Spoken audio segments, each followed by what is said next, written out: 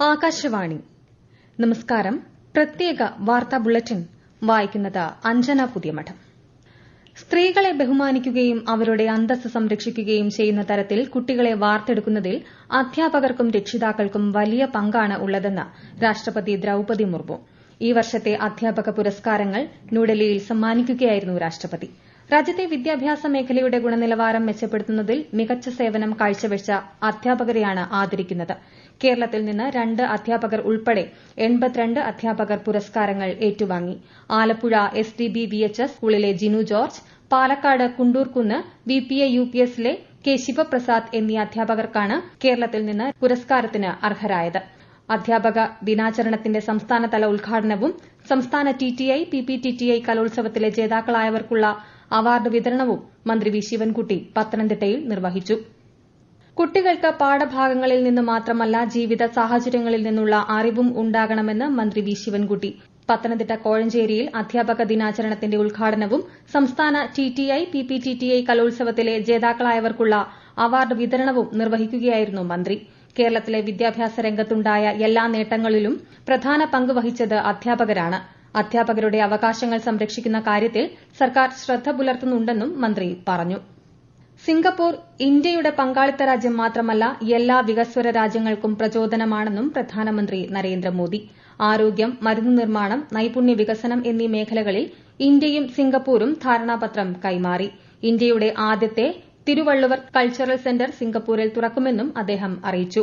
ഇന്ത്യയുടെ act east നയത്തിന് ഊർജ്ജം നൽകുന്ന സമഗ്ര നയതന്ത്ര പങ്കാളിത്തത്തിലേക്ക് ബന്ധം വർദ്ധിപ്പിക്കാനും ഇരു രാജ്യങ്ങളും ധാരണയായി. പ്രധാനമന്ത്രി നരേന്ദ്രമോദിയും സിംഗപ്പൂർ പ്രധാനമന്ത്രി ലോറൻസ് വോങ്ങും തമ്മിൽ ഇന്ന് നടന്ന പ്രതിനിധിതല ചർച്ചകൾക്ക് ശേഷമാണ് തീരുമാനം. നിത്യോപയോഗ സാധനങ്ങളുടെ വിലക്കയറ്റം നിയന്ത്രിക്കാൻ കേരള സർക്കാരിന് സാധിച്ചെന്ന് മുഖ്യമന്ത്രി പിണറായി വിജയൻ. സപ്ലൈകോ ഓണം ഫെയറിന്റെ സംസ്ഥാനതല ഉദ്ഘാടനം തിരുവനന്തപുരത്ത് നിർവഹിക്കുകയായിരുന്നു മുഖ്യമന്ത്രി. മറ്റ് സംസ്ഥാനങ്ങളെ അപേക്ഷിച്ച് വിലക്കയറ്റം കുറവുള്ള സംസ്ഥാനമാണ് കേരളമെന്നും അദ്ദേഹം പറഞ്ഞു. സംസ്ഥാനത്ത് കൺസ്യൂമർ ഫെഡ് ഓണം വിപണി മുഖ്യമന്ത്രി നാളെ ഉദ്ഘാടനം ചെയ്യും.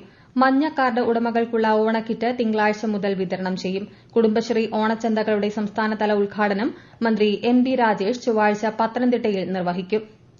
വിവിധ സംസ്ഥാനങ്ങളിലെ ധനമന്ത്രിമാരുടെ കോൺക്ലേവ് തിരുവനന്തപുരത്ത് സംഘടിപ്പിക്കുമെന്ന് മന്ത്രി KN ബാലഗോപാൽ. സംസ്ഥാനങ്ങൾ നേരിടുന്ന വികസന ധനകാര്യ പ്രശ്നങ്ങൾ സംബന്ധിച്ച ആശയ രൂപീകരണമാണ് സമ്മേളനത്തിന്റെ പ്രധാന ലക്ഷ്യമെന്നും മന്ത്രി വ്യക്തമാക്കി.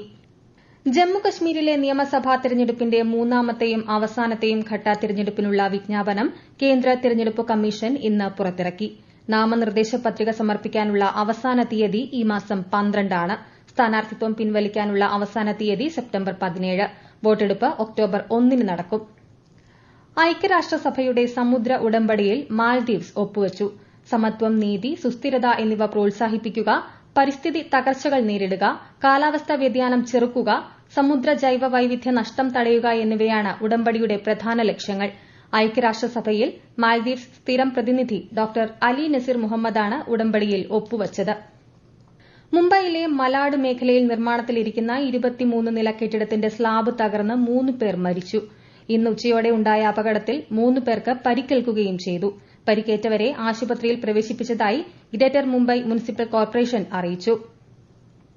സ്വച്ഛ് ഭാരത് ദൌത്യം നടപ്പിലാക്കിയതിലൂടെ രാജ്യത്ത് ശിശുമരണ നിരക്ക് കുറഞ്ഞതായി പഠന റിപ്പോർട്ട്. സ്വച്ഛ് ഭാരതിന് കീഴിലെ ശൌചാലയ നിർമ്മാണവും ശിശുമരണ നിരക്കും എന്ന വിഷയത്തിൽ പ്രസിദ്ധീകരിച്ച പഠന റിപ്പോർട്ടിലാണ് ഈ വിവരങ്ങൾ ഉൾക്കൊണ്ടിരിക്കുന്നത്.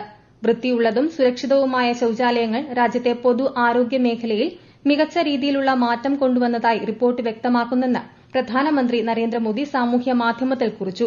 ഈ നേട്ടത്തിൽ സന്തോഷിക്കുന്നതായും അദ്ദേഹം പറഞ്ഞു.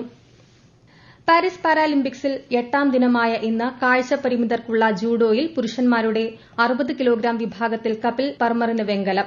അമ്പെയ്ത്ത് മിക്സഡ് ടീം റിക്കർവ് ഇനത്തിൽ ഹർവീന്ദർ സിംഗും പൂജയും സെമി ഫൈനലിൽ കടന്നു. വനിതകളുടെ 100 മീറ്റർ സ്പ്രിന്റ് T12 ഇനത്തിൽ സിമ്രൻ ഫൈനലിലെത്തി. വനിതകളുടെ 48 കിലോഗ്രാം J2 ക്വാർട്ടർ ഫൈനലിൽ കോകില പരാജയപ്പെട്ടു. നിലവിൽ 25 മെഡലുകളോടെ ഇന്ത്യ 14ാം സ്ഥാനത്താണ്.